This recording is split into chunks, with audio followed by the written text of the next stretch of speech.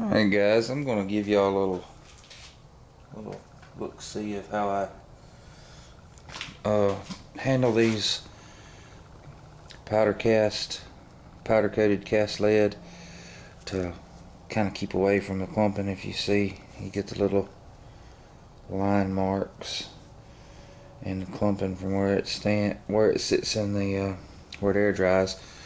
Where this method right here works pretty good at preventing a lot of that.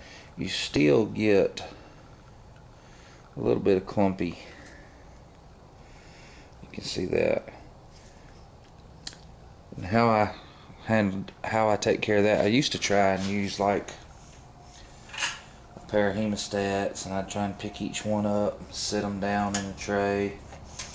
But I found that actually works reverse. What I always do is just kind of try and handle them a little bit, like so. Especially if they're not a semi-wide cutter. If they're like a truncated cone or a round nose, I just kind of pinch them like that before I put them in the tray. If you'll look, you see you don't get real even powder, but that powder will just, you're more wanting the color.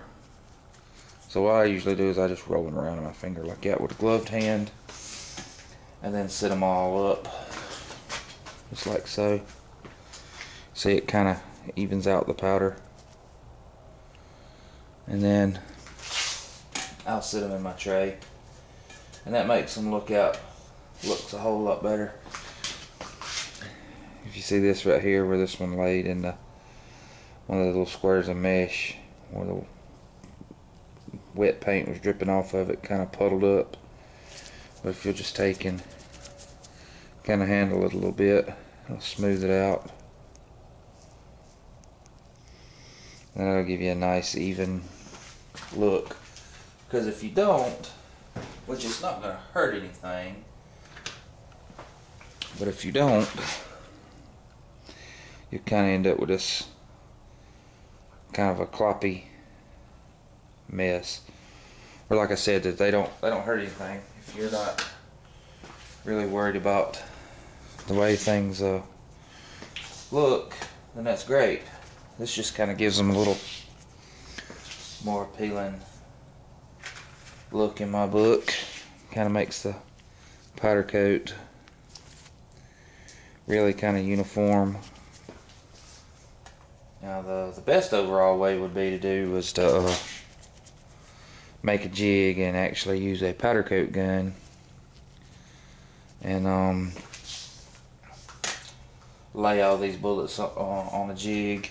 Then you have the problem of grounding each individual bullet, and then after you do a first coat or two of powder coat, then you have to change. Even if you use like aluminum foil or something, the powder coat sticks to it, then it's kind of hard to get a good ground. So I just find that if you take them and kind of roll them, it just kind of evens out the powder on it,